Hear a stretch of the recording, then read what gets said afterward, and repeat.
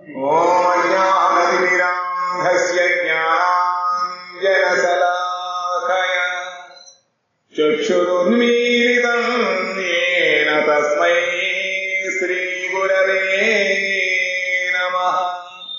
మూకం కరోతి వాచాలం పంగుం లంఘయతే గిరిం యత్కృపాతమహం వందే శ్రీగురుం దీనతారణం. ఆజానులంబితభుజౌ కనకావదాతౌ సంకీర్తనైకవితరౌ కమలాయతాక్షౌ విశ్వంభరౌ ద్విజవరౌ యుగధర్మపాలౌ వందే జగత్ప్రియకరౌ కరుణావతారం. వంశీ విభూషితకరా నవనీరదాభా పీతాంబరారుణబింబఫలాధరోష్ఠాత్ పూర్ణేందు సుందరముఖాదరవిందనేత్రాత్ కృష్ణాత్ పరం కిమపి తత్వమహం న జానే.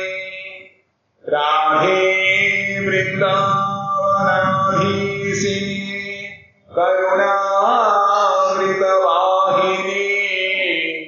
కృపయా నిజ పాదాబ్జ దాస్యం మహ్యం ప్రదీయతాం. బృందాయై తులసీదేవ్యై ప్రియాయై కేశవస్య చ కృష్ణ భక్తి ప్రదే దేవి సత్యవత్యై నమో నమః. నారాయణం నమస్కృత్య నరం చైవ నరోత్తమం దేవీం సరస్వతీం వ్యాసం తతో జయముదీరయేత్. శ్రీకృష్ణ చైతన్య ప్రభు నిత్యానంద శ్రీ అద్వైత గదాధర శ్రీవాసాది గౌరభక్త వృంద. హరే కృష్ణ కృష్ణ కృష్ణ హరే హరే హరే రామ రామ రామ హరే హరే. తమాదిదేవం కరుణానిదానం సమానవర్ణం సుహితావతారం అపార సంసార సముద్ర సేతుం భజామహే భాగవత స్వరూపం. శ్రీమద్భాగవతం ప్రథమ స్కంధంలో 4వ అధ్యాయంలో నిన్న మనం విన్నాం. సుఖదేవ గోస్వామి వెళ్ళిపోతుంటే జననం అయిన వెంటనే ఆయన ఈ ప్రాపంచికమైనటువంటి విషయవాసనలకి లొంగకుండా ఆయన బ్రహ్మధ్యానంలో వెళ్ళిపోతున్నారు. ఆయన వెనకాలే వ్యాసుల వారు పుత్ర పుత్ర అని చెప్పి వినిపిస్తూ ఆయన పెడుతున్నారు. అక్కడ ఉన్నటువంటి అప్సరస స్త్రీలు సుఖదేవుడు వెళుతుంటే వాడు స్నానం చేస్తున్న వాడు సిగ్గుపడలేదు. కానీ వ్యాస మహర్షి వెళుతుంటే వెంటనే వాడు బయటకు వస్త్రం ధరించారు. ఈ ఆశ్చర్యాన్ని చూసి వ్యాసుడు అడగగా నిన్న మనం అనుకున్నాం, వాడు ఇచ్చారట. నీ దృష్టిలో ఇంకనూ స్త్రీ పురుష భేదం ఉన్నది, కానీ నీ పుత్రులు పవిత్ర దృష్టిలో ఈ భేదము లేదు అని చెప్పి. కానీ ఇక్కడ సుఖదేవ గోస్వామి ఆయన బ్రహ్మజ్ఞాని, బాహ్యమైనటువంటి జ్ఞానం లేకుండా వెళుతున్నాడు, బాగానే ఉంది. కానీ వ్యాస మహర్షి వయసులో ఆయన బాగా పెద్దవాడు, వేదాంతముల యొక్క అర్థమును బాగా తెలుసుకుని ఆయన వేదాలను విభజన చేశారు. కానీ వీళ్ళు అనానములో ఇక్కడ ఆంతర్యం ఏమిటంటే ఈయనకి ఎటువంటి స్త్రీ పురుష భేదం అంటే బాహ్యజ్ఞానం లేదు. రాజుల వారికి కూడా ఆయన తక్కువే కాదు, భక్త భగవంతుడి యొక్క సత్యావేశ అవతారం.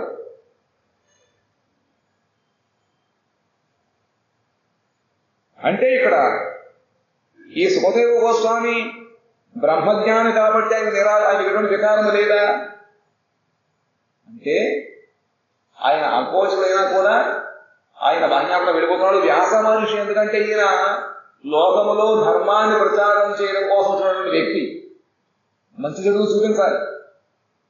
అందుకని ఈయనకి ఇటువంటి శ్రీకృష్ణ జ్ఞానం భేద జ్ఞానం లేకపోయినట్లయితే ధర్మమును సక్రమంగా లోకములో ఆచరింపజేయలేడు, ఇవ్వలేడు. అంతే తప్ప అక్కడ అప్సరశాస్త్రీయులు వ్యాసుల వారిని తక్కువగా మాట్లాడతారు. ఇక్కడ కథమాలక్షిత పౌరై సంప్రాప్త కురుజాంగలాన్ ఉన్మత్తమూక జడవద్విచరన్ గజసాహ్వై. ఈ భావముతోడనే ఆ సుఖదేవుడు మొదట కురుజాంగల ప్రదేశంలో సంచరించాను. వెంబట హస్తినాపురమున ఒకప్పుడు పిచ్చివారి వలెను, ఒకప్పుడు మూగివారి వలెను, ఒకప్పుడు మూఢుని వలెను సంచరించుతుండగా ఆ హస్తినాపుర వాసులు ఆయన్ను ఎట్లు గుర్తించిరి అడుగుతున్నారు. ఈ విధంగా ఈ సౌనకాది సూత్రసం అడుగుతున్నారన్నమాట. సుఖదేవ కోసం విధంగా వెళ్ళిపోతూ మొదట కురుసాంగలో కొంతసేపు వ్యవహరించాట. దాని తర్వాత హస్తినాపురము, అక్కడ పిచ్చివాడి వలె లేదా ఉన్మత్తుడు మూగివాడు ఒకసారి మూడు వలె సంచరిస్తున్నట్ట. అటువంటి ఆయనని ఈ హస్తినాపుర వాసులు ఏ విధంగా గుర్తించారు? కథం వా పాండవేయస్య రాజర్షిర్మునినా సహ సంవాద సమభూతాత యత్రైషా సాత్వతీ శృతి. అయ్యా, ఏ విధముగా ఇట్టి సుఖదేవునితో కూడా పాండు వంశోద్భవుడైన పరీక్షణ మహారాజునకు సంభాషణ జరిగినది. ఆ సంభాషణ ఫలముగా ఈ భాగవత సంహిత వెలువడినది కదా. అంటే ఈయన ఈ విధముగా బాల్యానం లేకుండా ఆయన పిచ్చివాడి వలె ముఖవాడు తిరుగుతున్నప్పుడు మహారాజు గారికి ఆయనకి ఈ విధంగా కలయిక జరిగింది. ఎందుకంటే రాజుగారి దగ్గర కలవాలి అంటే ఏ విధంగా ఉండాలి? మహా పాండిత్యం ఉండేదో, గొప్పగా ఉండకపోతే దర్శనం కాదు. అటువంటిది అంత రాజుగారు ఈయన ఏ విధంగా గుర్తించాలి? ఏ విధంగా ఇందుకు సంభాషణ జరిగింది? ఏ విధంగా భాగవతాన్ని చెప్పగలిగాడు, ఈయన వినగలిగాడు? సగోదోహన మాత్రం హి గృహేషు గృహమేధినాం ఆవేక్షతే మహాభాగస్థీర్థీ పూర్వం సదాశ్రమం. అంతేకాకుండా పరమభాగ్యవంతులకు సుఖదేవుడు గృహస్థుల గృహమునకు వెడలి వారి ఆశ్రమమును పవిత్రము చేయనిచ్చగలవాడై భిక్షాగ్రహణ మిషతో గోదోహన కాలం వరకు నిరీక్షించును. ఇది యతుల యొక్క త్యాగుల యొక్క ధర్మం అన్నమాట. ఎవరి దగ్గర ఎక్కువసేపు ఉండడానికి లేదు. భిక్ష కోసం వెళ్ళినప్పుడు గోదోహనం అంటే మామూలుగా దేశవాళీ వాళ్ళు అనుసరిస్తాయి, బుద్ధులు వాలిస్తే సోళ్ళ ఎక్కువ. అది పెద్ద టైం పడుతుందే, మహా అయితే 2 నిమిషాలు, అంతకన్నా ఎక్కువ ఎక్కడ ఉండదు ఇటువంటి మహనీయులు. అటువంటిది ఇక్కడ 7 అహోరాత్ర 7 సప్తాహకాలం పర్యంతం అక్కడ ఉండే ఏ విధముగా పరీక్ష మహారాజు గారికి ఈ భాగవతం చెప్పగలిగారు. అభిమన్యుసుతం సూత ప్రాహుర్భాగవతోత్తమం తస్య జన్మ మహాశ్చర్యం కర్మాణి చ గృహీహిన. అంతేకాకుండా ఎవరైతే భాగ్యవంతులో వాళ్ళ ఇళ్ళకే వెళుతూ ఉంటారు, వాళ్ళ యొక్క ఆశ్రమములను పవిత్రం చేయడం కోసం. వాళ్ళ యొక్క ద్రవ్యంగానే భగవత్ సేవలు భాగవత్ సేవలను వినియోగం అయినట్లయితే వాళ్ళ యొక్క ఆశ్రమానికి అది సార్థకత అన్నమాట. అందుకని ఆశ్రమం గృహశాస్త్రములను పవిత్రం చేయడం కోసం ఇటువంటి వాళ్ళు వెళుతూ ఉంటారు. ఆ భిక్షాకి అనేటువంటిది ఒక మిష అన్నమాట, ఒక నెపం. వాళ్ళ యొక్క భాగ్యం పండినప్పుడు వెళ్ళి వాళ్ళని తరింపజేస్తూ ఉంటారన్నమాట. అటువంటి మహాత్ములు ఎక్కువ కాలం అక్కడ ఉండరు. సూతుడా అభిమన్యుపుత్రులకు పరీక్షితుని మహాభాగవతుని లోకము తలంచుతున్నది. అత్యాశ్చర్యకరమగు ఆ పరీక్ష మహారాజు జన్మను కూర్చు మాకు వివరింపము. అంతేకాకుండా అభిమన్యుడి యొక్క పుత్రుడు పరీక్షిత మహారాజు ఆయన తల్లి గృహంలో తల్లి గర్భములో ఉన్నప్పుడే భగవంతుడు రక్షించాడు. పైగా మహాభాగవతోత్తముడు కాబట్టి అతి ఆశ్చర్యకరమైనటువంటి పరీక్ష మహారాజు. ఆశ్చర్యం ఎందుకు కూడా ఎంతటి మహాభాగవతోత్తముడికి ఎందుకు ఈ విధంగా భాగవతం అవసరం వచ్చింది, ఎందుకు ప్రాయోగంలో కూర్చున్నాడు, అంతటి తత్వం ఆయన ఏం చేశాడు, ఎందుకు ఆయన శాపం కలిగింది. కాబట్టి ఇటువంటి విషయాలన్నీ కూడా మేము వేదాంతుడు కోరుకుంటున్నాం. కాబట్టి ఆయన ధర్మను గురించి మాకు వివరింపమని చెప్పి ఆయన అంటున్నారు. సూత గోస్వామిని సౌనకాది మహర్షులు ప్రశ్నిస్తున్నారు. ససమ్రాట్ కశ్యవాహేతో పాండూనాం మానవర్ధన ప్రాయోపవిష్టో గంగాయాం అనాదృత్యాధిరాట్ శ్రియం. పాండువంశపు గౌరవను వృద్ధి చేయవాడు, పాండవుల యొక్క వంశ కీర్తిని ఇనుమడింపజేసేవాడు, వృద్ధి చేయువాడు, రాజాధిరాజు అగు ఆ పరీక్షిత్తు ఏ కారణముచే రాజ్యలక్ష్మిని వదలి గంగా తీరమున ప్రాయోపవిష్టుడై ఉండెను. అట్లా రాజభోగాలు అనుభవించేటువంటి ఆయన ఎందుకు హఠాత్తుగా రాజ్యాన్ని వదిలివేసి గంగా నది తీరాన్ని ప్రాయోపవేశము అంటే ఆమరణ నిరాహారం అన్నమాట. మరణ పర్యంతము ఏమీ ఆహారం కానీ తప్పక కానీ చూకుండా ఉండేటువంటి దానిని అంటారు ఆమరణ నిరాహార దీక్ష లాంటిది. ఇది ప్రాయోపవేశం అంటారు. దాని సరైనట్టు మాట అన్నమాట. నమంతి యత్పాద నికేతమాత్మన శివాయ హానీయ ధనాని శత్రవః కథం స వీరః శ్రియమంగ దుశ్యజాం యువైషతోత్రష్టుమహో సహాసుభిః. సూతుడా, శత్రువులు తమ క్షేమము కొరకు ధనమును రత్నములను కానుకలుగా తెచ్చి ఇచ్చి పరీక్షుడిని పాదపీఠములకు నమస్కరించేవారు మహావీరుడు. ఆ రాజునకు యౌవన కాలమందే విడువరాని రాజ్యలక్ష్మిని ప్రాణములతో కూడా విడువ కోరిక ఏల కలిగినది. ఆయన శత్రువులు ఎవరు లేరు. ఒకవేళ శత్రువు ఉన్నా కూడా వాళ్ళ వెంటనే ఆయనకు పరాక్రమానికి భయపడిపోయి కానుకలిస్తూ ఆయన యొక్క పాదాల దగ్గర మ్రోకరిల్లేవారు. అటువంటి ప్రలాపమైనటువంటి ఇంత కీర్తన పరిశుద్ధ మహారాజు యవ్వన కాలంలోనే ఏదో ఒకదనం వచ్చిందో వారికి కావాలి ఆకర్షణ తీసుకున్నాడు వీడేవి అనుకోవచ్చు. కానీ ఇంకా యుక్త వయస్సులోనే రాజ్యాన్ని వదిలిపెట్టడం కాకుండా తన ప్రాణాలను కూడా వదిలిపెట్టాలని అనుకున్నారు. దీనికి కారణం ఎందుకని కోరిక కలిగినది. శివాయ లోకస్య భవాయ భూతయే ఉత్తమ శ్లోక పరాయణా జనా జీవంతి నాత్మార్థమసహు పరాశ్రయం ముమోచ నిర్విద్య కుతకళేవరం. భగవత్భక్తులకు వ్యక్తులు ప్రపంచము యొక్క సుఖము కొరకు, అభ్యుదయము కొరకు, ఐశ్వర్యము కొరకు జీవించుతున్నారు గాని స్వార్థ సిద్ధి కొరకు కాదు. భగవద్భక్తులు ఎప్పుడూ కూడా లోకం యొక్క శ్రేయస్సు కొరకు, భగవత్ సేవ కొరకు, ప్రపంచం యొక్క సుఖశాంతుల కొరకు వాళ్ళు జీవిస్తూ ఉంటారు తప్ప వాళ్ళ యొక్క స్వార్థం సిద్ధి కొరకు కాదు. అట్టిదరి ఈ రాజు వైరాగ్యమును అవలంబించి ప్రజావర్గమునకు ఆశ్రయ స్వరూపము తన దేహమును ఎందుకు పరిత్యజించాను. ఈయనేమైనా లోకానికి మేలు కోసమైనట్లయితే అది శరీరం సాగనే ఉండొచ్చింది, వైరాగ్యం ఉండవచ్చు, పర్వాలేదు.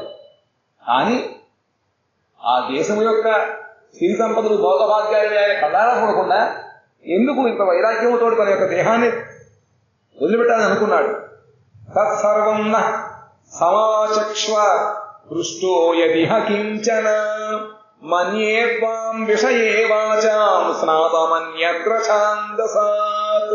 ఈ విషయమున నీ విరింగిన దానినంతటినీ మాకు చెప్పుము. మాకు అనుమానాలు ఇవన్నీ ఉన్నాయి కాబట్టి నీకు ఇందులో నీకు ఎంత జ్ఞానం ఉందో, ఎంత తెలుసుకున్నారో అదంతా కూడా మాకు చెప్పవలసినది. ఏలైనా చెప్పుటకు యోగ్యమైన విషయములలో కర్మకాండ ప్రతిపాదకములకు శాస్త్రములు కాక, వేదము కాక ఇతర శాస్త్రములన్నింటిలో నీవు పారంగుతులమని తలంచుతున్నాము. ఎందుకుట ఈ యొక్క జ్ఞానం అమోఘమైనటువంటిది. ముందుగా మనకు చెప్పాడు ఆయన, ఉత్తమమైనటువంటి శిష్యుడికి గురువు సర్వరహస్యాలు చెబుతూ ఉంటారు. ఆ విధంగా నువ్వు సుఖదేవి గోస్వామి యొక్క శిష్యుడు కాబట్టి నీకు చక్కగా బాగా జ్ఞానం ఉంది. అంతేకాకుండా వేదశాస్త్రం యొక్క కర్మకాండములు ప్రతిపాదించేటువంటి వేదశాస్త్రములు కాక మిగతా శాస్త్రాన్ని కూడా నువ్వు ఆరంగుతరివి. సూత గోస్వామి సమస్త పురాణములకు ఆయన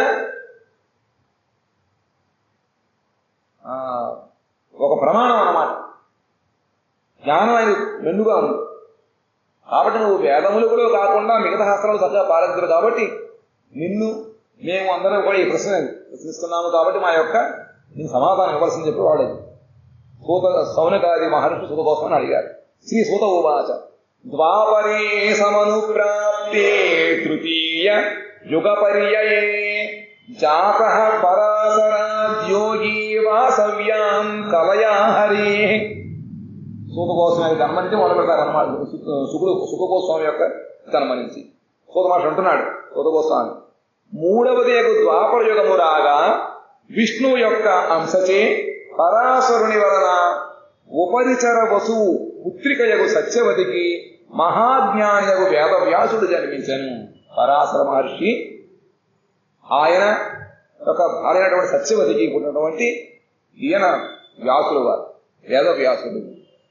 స కదాచిత్ సరస్వత్యా ఉపస్పృశ్య జలం శుచి వివిక్త ఏక ఆసీన ఉదితే రవిమండలే.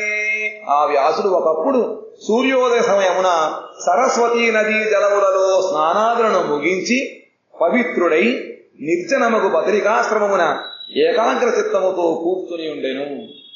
వ్యాస మహర్షి యొక్క ఆశ్రమం ఎక్కడ? బదరికాశ్రమం. చూసారా? లక్ష్యం చేసుకున్నారా? వ్యాస గుహ, దాని కింద గణేష్ గుహ కూడా ఉంటుంది. పక్కనే సరస్వతి నది ఉరకలేస్తూ, సరస్వతి అది హిమ కాదు,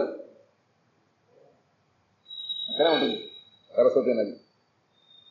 అక్కడ ఆశ్రమంలో చక్కగా స్నానం చేసి కూర్చున్నట్ట ప్రశాంత చిత్తముతో, ఏకాగ్ర చిత్తముతో.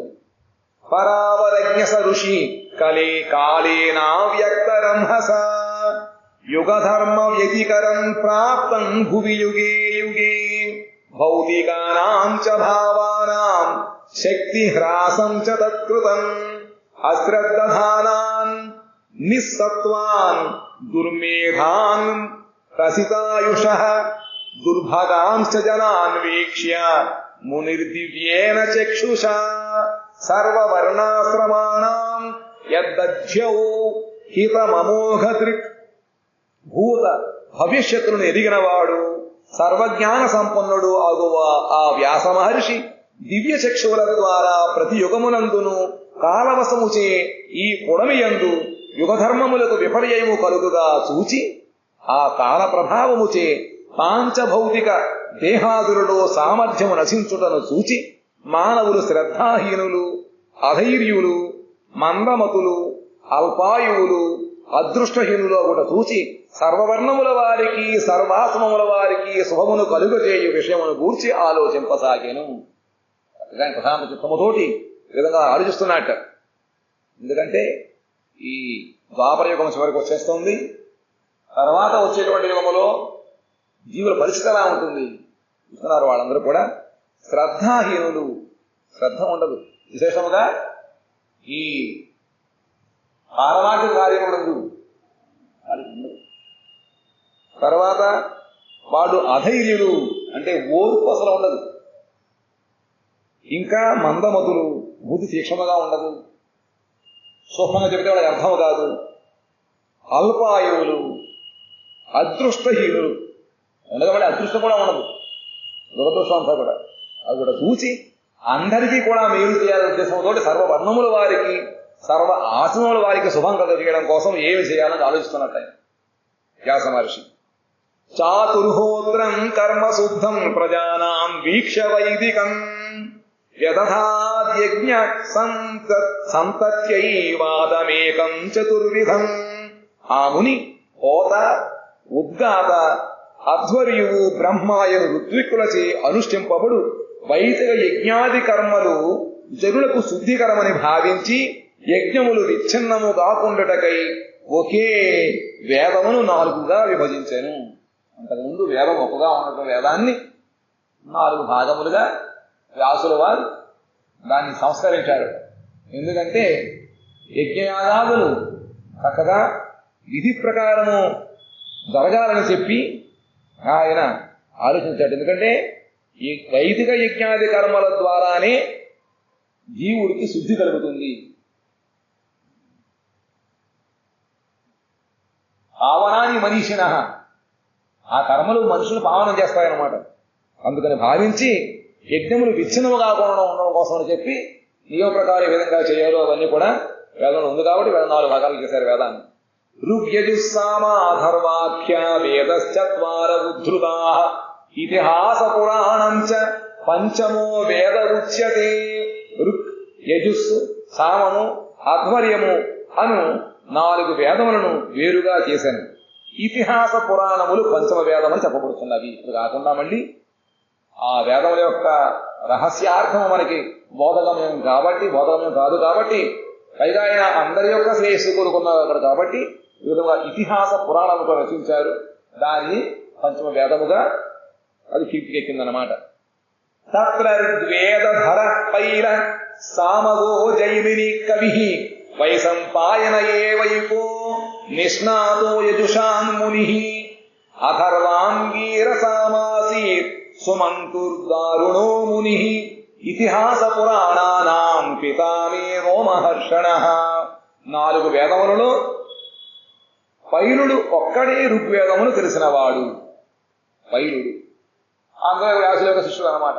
అందులో తమ శిష్యులకి ఏది యోగ్యమో ఆలోచించి ఆయా భాగాలని వాళ్ళకి బోధించాడు వ్యాసుడు అనమాట. అందుకని పైలుడికి ఒక్కడికే ఋగ్వేదం అంతా కూడా ఆయన చెప్పాడు, తెలిసినాడు. కవియకు జైమిని సామవేదమును తెలుసుకున్నాడు, తెలిసినవాడు. వైసంపాయనుడు యజుర్వేద పారంగతుడు. దారుడైన అంటే అధర్వ వేదోక్తములైన ఆభిచార క్రియాదులయందు ప్రవృత్తుడైన సుమంతుడు అధర్వవేదములు నిష్ణాతుడు. ఈ అధర్వవేదములో రకరకాలైనటువంటి యంత్రములు ఏ విధంగా తయారు చేయాలి, మిగతా అభిచార హోమములు ఏ విధంగా ఈ శక్తిని సృష్టించడము అవన్నీ అన్నమాట, అస్త్రశస్త్రాలు అవన్నీ. అటువంటి దాన్ని సుమంతుడు అంగీకరించాడు. నా తండ్రి యొక్క రోమహర్షణుడు ఇతిహాస పురాణములలో నిష్ణాతుడు. సూతుడు యొక్క తండ్రి రోమహర్షణ సూతుడు అనమాట. ఆయన ఇతిహాస పురాణములో మహాదిట్ట. తేవ ఋషయో వేదం స్వం స్వం వ్యస్యన్ననేకథ శిష్యైః ప్రశిష్యైస్తచ్చిష్యైర్వేదాస్తి శాకినో భవన్.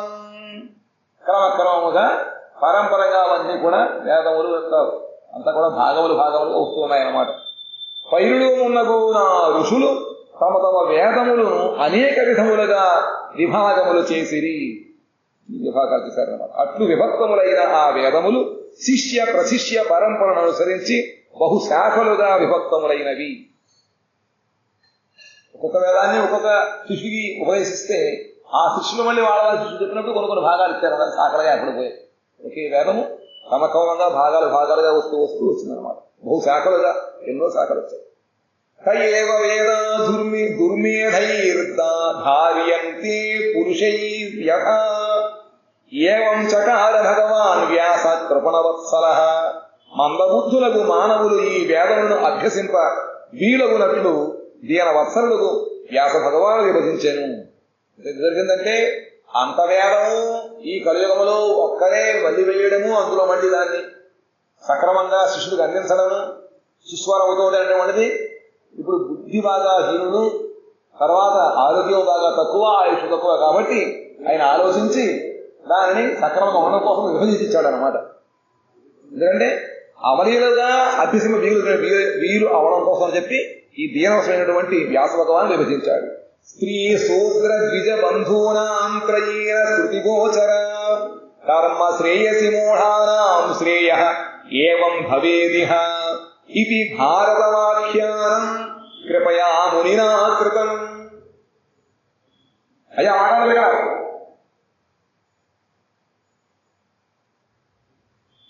దాని తర్వాత స్త్రీలకు శూద్రులకు ద్విజబంధువులకు వేదము విను అధికారము లేదు.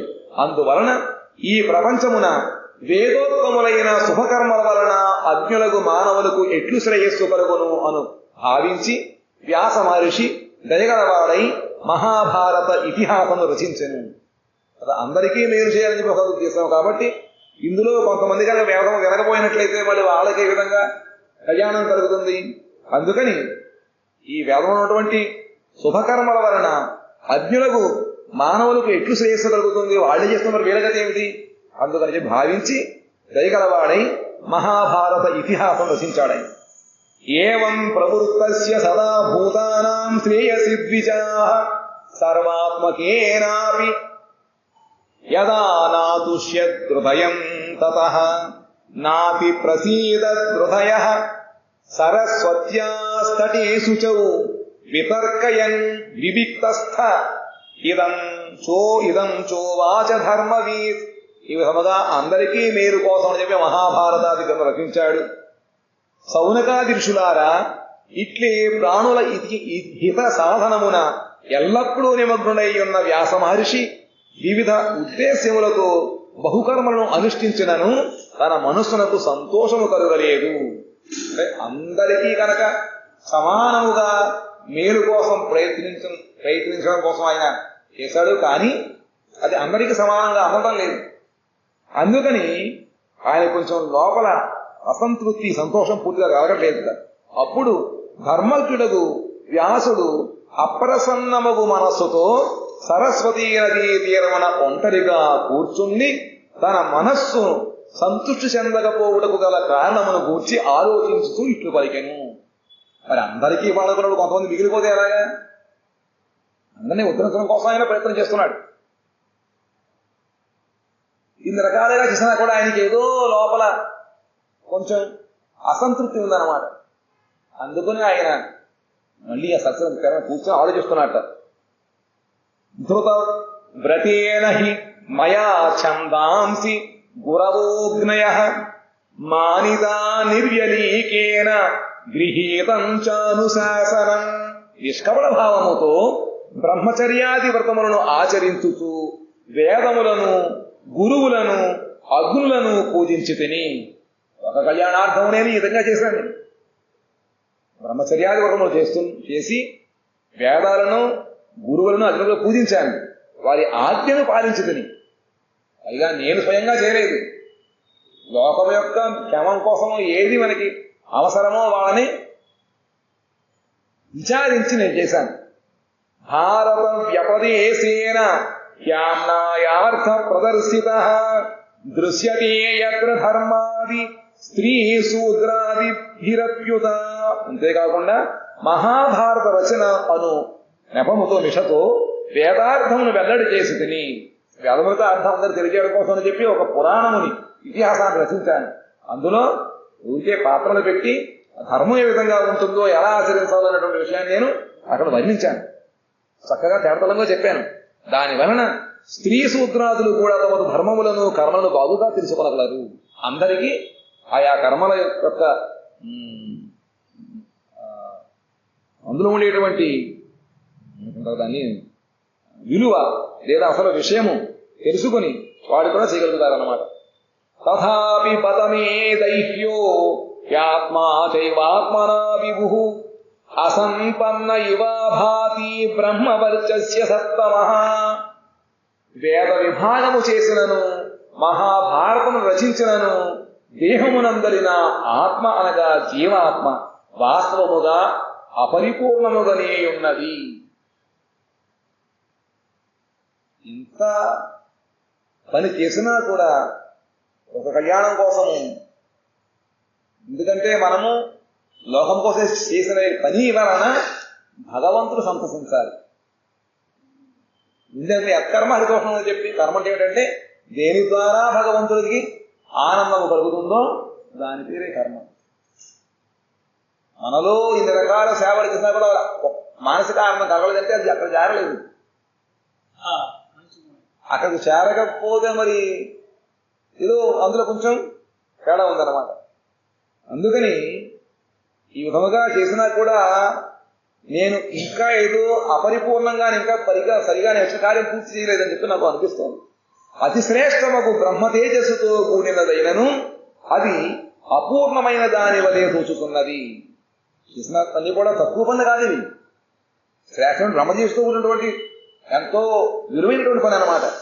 నేను బ్రహ్మతేజ సంపన్నుడను, సమర్థను అయి ఉన్నను, నా హృదయము ఎందులకో అసంపూర్ణమని చూస్తున్నది. ఎందుకంటే ఆయన పరిపూర్ణుడు, భగవంతుడు సత్యావేశ అవతారము అయినప్పటికీ బ్రహ్మతేజ సంపన్నుడు, నిరంతరము అతను ఆనందంలో ఉంటూ ఉంటాడు.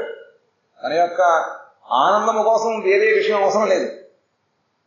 అయినప్పటికీ ఏదో వెలితి అసంపూర్ణంగా నాకు కనబడుతోంది. కింవా భాగవత ధర్మ న ప్రాయేణ నిరూపితా ప్రియా పరమహంసానాం తవ తయేవ యచ్యుత ప్రియా. ఇంతవరకు నేను భగవానుని పొందినట్టు ధర్మములను నిరూపించి ఉండలేదు అనుకున్నట్ట. అన్నీ కూడా నేను ఏదో సామాజిక శ్రేయస్సు కొరకు లేదో ఐహిక ఆముష్మిక భోగభాగ్యాల కోసం నేను చేశానే తప్ప ఈ కర్మ చేస్తే ఎటువంటి ఫలితం వస్తుంది, యజ్ఞం చేయడం వలన మీరు దేవతలు అవుతారు, చక్రవర్తి అవ్వచ్చు, 100 అశ్వమేధ యాగాలు ఒక ఇంద్రుడు అవ్వచ్చు అనేటువంటి ఈ పుణ్యాన్ని అనుసరించి పుణ్యలోకాలు ఉత్తమగతుల కోసమే ప్రయత్నించాను తప్ప భగవంతుడి యొక్క భగవాన్ని పొందేటువంటి ధర్మాన్ని నిరూపించి ఉండలేదు. ఆ ధర్మములు పరమహంసలకు ప్రియములు. ఆ ధర్మం అంతా భాగవతోత్తములకి పరమహంసలకి ప్రియమైనటువంటిది. అవియే భగవానుడు ఒక్కరే ప్రియమైనటువంటిది. భక్తులకి ఏది ప్రియమో అదే భగవంతుడు ప్రియం అవుతుందన్నమాట. భగవంతుడు ఏది ప్రియమో అదే భక్తుడికి ప్రియం. కాబట్టి వాళ్ళకి నచ్చినటువంటి పని చేయలేదు కాబట్టి వాళ్ళకి నచ్చలేక భగవంతుడు నచ్చలేదు. అందుకనే ఇక్కడ నాకు ఆనందం కలగలేదు. తస్యైవం కిలమాత్మానం మన్యమానస్య ఖిద్యతః కృష్ణస్య నారదోభ్యాదాశ్రమం ప్రాగుదాకృతం. ఇట్లు తన్ను అభావగ్రస్తునిగా తలంచి దుఃఖించుతున్న ఆ కృష్ణద్వైపాయనుని సరస్వతీ నది తీరమందున్న ఆశ్రమమునకు దేవర్షియగు నారదుడు వచ్చెను.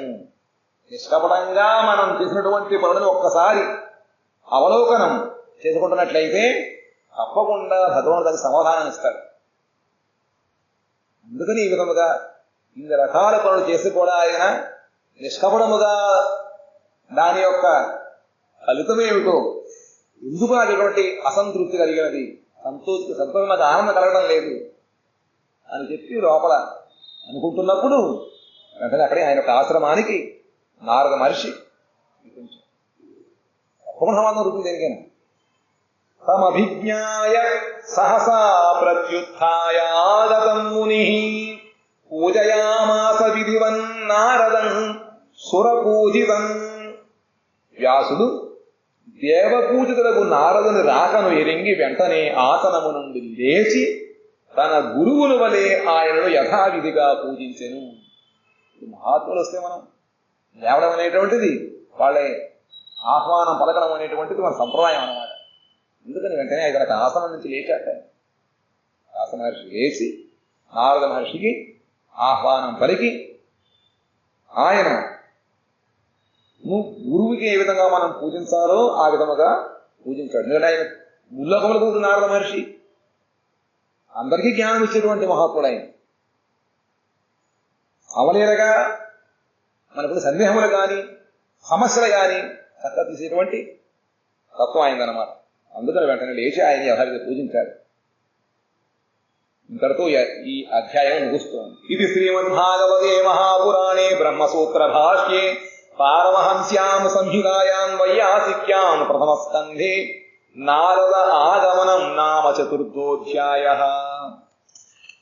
తర్వాత శ్రీసూత ఉవాచ అదతం సుఖమాసీన ఉపాసీనం బృహశ్రవాః దేవర్షిః ప్రాహ విప్రర్షిం వీణాపాణి స్మయన్నివ. సూత మహర్షి అంటున్నాడు, పిమ్మట మహాయశస్సాలియు వీణాపాణియు దేవర్షియగు నారదుడు సుఖముగా కూర్చుండి సమీపమున ఉపవిష్టుడయ్యున్న వ్యాస మహర్షితో ఇట్లు పలుకసాగాను. పూజ అంతా అయిపోయింది, కూర్చున్నారు. నారద మహర్షి పూజించిన తర్వాత వ్యాస మహర్షి వచ్చి ఆయన దగ్గర కూర్చున్నారు. మరి అడగాలని వచ్చినట్టు ఎలా ఉందా, బాగున్నావా అని చెప్పి అప్పుడు అడుగుతున్నారట నారద మహర్షి వ్యాసుడు అని. శ్రీ నారద ఉవాచ పారాశర్య మహాభాగ భవతః కచ్చిదాత్మన పరితుష్యతి శారీర ఆత్మా మానస ఏవ వా. పారాశర్య, పరాశర మహర్షి యొక్క సుతుడు పారాశర్యుడు. మహాత్మా పరాశర నందన, శరీరాభిమానియు లేదా మనోభిమానియునగు నీ ఆత్మ క్రమముగా శరీర మనస్సుల ద్వారా సంతృష్టి చెందుతున్నదా? మహాత్మ ప్రశ్న ఈ విధంగా ఉంటుంది. శరీర అభిమానియు లేదా మనోభిమానియు అగు నీ ఆత్మ. ఇక్కడ జీవాత్మ అన్నమాట. శుద్ధ ఆత్మకి ఎటువంటి శారీరక సామాజిక సంబంధములు ఉండవు. జీవత్వం వచ్చిన కారణముగా జీవుడికి సంబంధం ఉండదు అన్నమాట. జీవ ఆత్మ, ఆత్మ శుద్ధంగా ఉన్నప్పుడు దానికి లోపల బంధనాలు ఉండవు, శారీరక మానసిక బంధాలు ఉండవు. అజ్ఞానంలో ఎప్పుడైతే మనం జీవస్థితికి వస్తామో అప్పుడు ఈ శారీరకమైనటువంటి దుఃఖములన్నీ కూడా మనకు అంటుతూ ఉంటాయి. మానసిక దుఃఖములు ఏం కాస్త కూర్చున్నా మనకు వెంటనే తప్పుడుతూ ఉంటుంది. అదే కనుక శుద్ధావస్థలో ఉన్నప్పుడు పుట్టినా కూడా ఏమవుతుంది. ప్రహ్లాద మహారాజు భక్తి పరిపూర్ణమైన చిత్తముతో ఎప్పుడైతే శుద్ధత్వాన్ని ఉన్నాడో అప్పుడు మంటలో పడితే ఇది కూడా శుద్ధం అయిపోతుంది అనమాట. ఆత్మ గురించి వచ్చేస్తాయి. ఈ విధంగా కనుక ఒక ఇనుప మొక్కని మనం అగ్ని మీద పెట్టగలిగితే ఆ అగ్ని యొక్క లక్షణములు ఇనుప మొక్క వస్తాయన్నమాట. ఆ విధంగానే ఆత్మ ప్రకాశంగా ఎవరైతే లోపల ఉంటుందో, జీవాత్మ ప్రకాశముగా ఉంటుందో, స్వస్వరూపం తెలుస్తూ ఉంటుందో అప్పుడు శరీరమును కూడా దివ్యత్వం వస్తుంది అన్నమాట. అందుకనే ఆయనకి ఎన్ని రకాల కష్టాలు పెట్టినా కూడా మనకది కోసేస్తే రక్తం వచ్చేస్తూ ఉంటుంది. కానీ ఆయనకి అండగండ విధానం ఏమలేదన్నమాట. అంటే ఇప్పుడు వ్యాసమహర్షి దృష్టిలో ఉన్నాడా అని కాదు. క్రమముగా శరీర మనస్సుల ద్వారా సంతృష్టి చెందుతున్నదా? నువ్వు పొందబట్టి అంటే నువ్వు ఈ శరీరాన్ని పొంది ఇక్కడ పనిచేస్తున్నావు కాబట్టి దీని ద్వారా చేసేటువంటి ఈ కర్మల తాలూకు ఆనందము నువ్వు అనుభవిస్తున్నావా లేదా?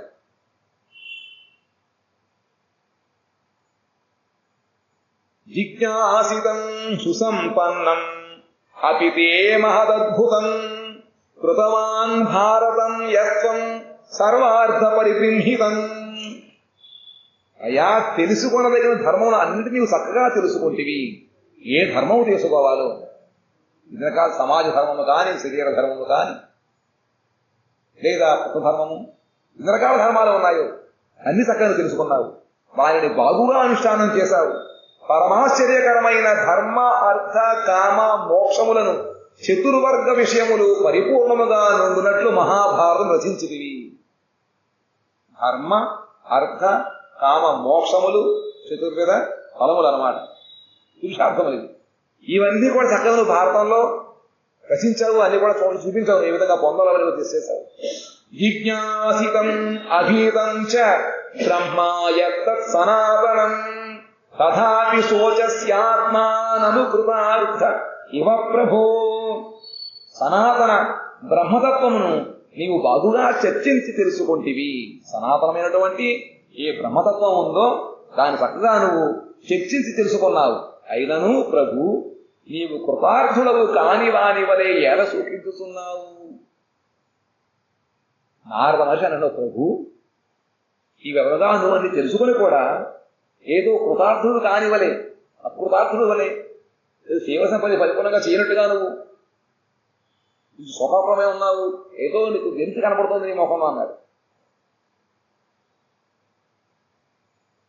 అప్పుడు వ్యాస మహర్షి ఇంతకాలం ఆయన పాపం కూర్చొని అనుకుంటున్నాడు, దానికి సమాధానం దొరికింది. చెప్పుకోవడం ఒక మనిషి దొరకాలి కాబట్టి శ్రీ వ్యాస ఉవాచ అస్యేవ మే సర్వమిదం త్వయోక్తం తథాపి నాత్మా పరితుష్యతే మే తన్మూలమవ్యక్తమగాధబోధం పృచ్ఛామహే త్వాత్మ భవాత్మభూతం. వ్యాస మహర్షి అంటున్నారు, నీచే చెప్పబడిన సామర్థ్యమంతయు నాకున్నది. ఏమేమి చేశానని చెప్పావో అవన్నీ కూడా చేయగల సమర్థం నాకు ఉంది అని చేశాను కూడా.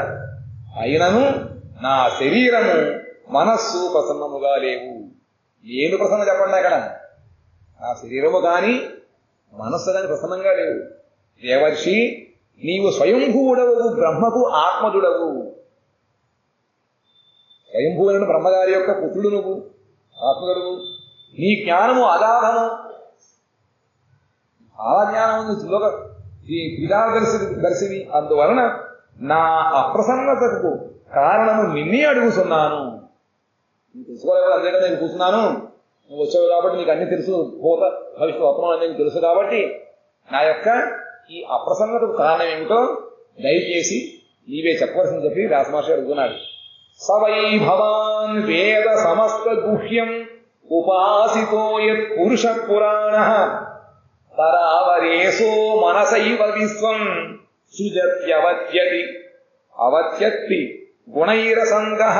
విశ్వమునకు కార్యకారణ నియంతయు స్వయముగా అనాసక్తుడు అనగా నిర్వికారుడునై సంకల్పమాత్రము చేతనే గుణత్రయము ద్వారా ఈ జగత్తు యొక్క సృష్టి స్థితి లయముల చేయువాడు ఆది పురుషుడు అగు విష్ణువును నీవు ఉపాసించుతున్నావు. ఎవరు? నారద మహర్షి ఎవరిని ఉపాసిస్తున్నాడు? విష్ణువుని. ఆయన ఎవరట? సమస్త విశ్వానకమునకు కార్యకారణ నియంతై. కార్యము కారణము ఆయనే నియమించేది ఆయనే.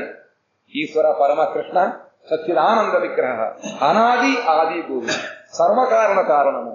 అటువంటి భగవంతుడు ఉపాసిస్తున్నావు. స్వయముగా అనాసక్తుడవు, నీకు ఎక్కడ కూడా అసలు ఆసక్తి లేదు, నిర్వికారుడవు. ఏదో నారద మహర్షికి ఏముంది, ఎందుకంటే ఆశ్రమమే ఉందా, చక్కగా ఆయన వేడవాయించుకుంటూ భగవాన్ తిరుగుతూ ఉంటాడు, అంతే ముందుకాలు తిరుగుతూ ఉంటాడు ఆయన. అదే ఆయనకి పని. అంతేకాకుండా సంకల్ప మాత్రము చేతనే గుణత్రయము ద్వారా ఈ జగత్తు సృష్టించేటువంటి స్థితి లయము చేసినటువంటి వాడు ఆది పురుషుడు ఆయన విష్ణువును ఉపాసిస్తున్నావు. అందువలన నీకు సర్వరహస్యములు తెలిసి ఉంటుంది. అంటే భగవంతుడు అటువంటి లక్షణం ఉంది కాబట్టి భక్తులు కూడా లక్షణాలు వస్తాయన్నమాట ఇది పొందిన తర్వాత. అందుకని నీకు అన్ని తెలుసు.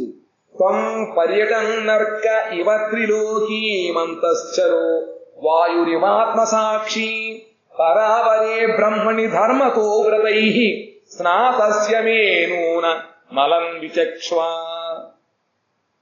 ఇంకనూ నీవు మూడు లోకములను తిరుగుతూ సూర్యుని వలె సమదర్శివై ఉన్నావు. సూర్యుడు ఈ విధంగా అంతరా సమంగా తన యొక్క తీక్షణమైనటువంటి ఆ కిరణములు ప్రసారింపజేయడము లేదా కాంతి ఇవ్వడం చేస్తూ ఉంటుంది. ఆ విధంగానే నువ్వు కూడా సూర్యుడి వలె చక్కగా అందరికీ జ్ఞానాన్ని ఇస్తూ సమదర్శివయి నువ్వు తిరుగుతూ ఉంటావు. అంతేకాకుండా యోగ బల ప్రభావముచే ప్రాణవాయువు వలె సర్వ ప్రాణుల అంతఃకరణములలో సంచరించుతూ బుద్ధివృత్తులను తెలుసుకోగలుగుతున్నావు. ఈ బుద్ధి ఎలా ఉంటుందో మనం ఆలోచించుకుంటాం, లోపల పరిస్థితి బుద్ధి నాకు తెలియదు. నా బుద్ధి ఎటువంటిది మీకు ఎలా తెలుస్తుంది? పైరు వచ్చిన వాడు లోపల ఉండడం చెప్పలేం కదా. కానీ అది కూడా కనబడుతున్న కూడా అటువంటి కుశలులు ఉంటారు. కానీ నారద మహర్షి ఎటువంటి ఆయన అంటే ఆయన యోగ ప్రభావం ద్వారా లోపల ప్రవేశించి వాళ్ళ యొక్క బుద్ధి వృత్తులని తెలుసుకొని ఆ విధముగా ఆయన సంభాషణ చేస్తూ ఉంటాడు, సలహాలు ఇస్తూ ఉంటాడు. కాబట్టి నువ్వు సర్వప్రాణుల యొక్క అంతఃకరణములలో సంచరించుతూ ఎలాగైనా ప్రాణవాయు ఏ విధంగా అయితే వెళుతూ ఉంటుందో ఆ విధంగా నువ్వు లోపల వెళుతూ బుద్ధివృత్తులు తెలుసుకోగలుగుతున్నావు. అందువలన యోగ బలముచే స్వాధ్యాయ నియమాదుల అంటే వ్రతాధ్యయనాదుల ద్వారా వేదమును అవర బ్రహ్మము శబ్ద బ్రహ్మమును అందు నిష్ణాతులనైనను నాలో నింకను లోటు కనబడుతూనే ఉన్నది. ఈ కారణమేమో ఆలోచించడము. ఆ విధముగానే నువ్వు నీ యొక్క యోగ బలము ద్వారా నాలో ప్రవేశించి నేను వేద అనేటువంటి వేదములు మరి స్వాధ్యాయ నియమాదుల ద్వారా భగవంతుడు బ్రహ్మముని శబ్ద బ్రహ్మముని చక్కగా నేను నిష్ణాతులై ఉన్నాను. అంటే ఆ వేద ఉపాసన నాద ఉపాసన శబ్ద బ్రహ్మం అనేటువంటి దాన్ని చక్కగా ఈయన అనుష్ఠించి ఉన్నాడు, నిష్ణాతులై ఉన్నాడు.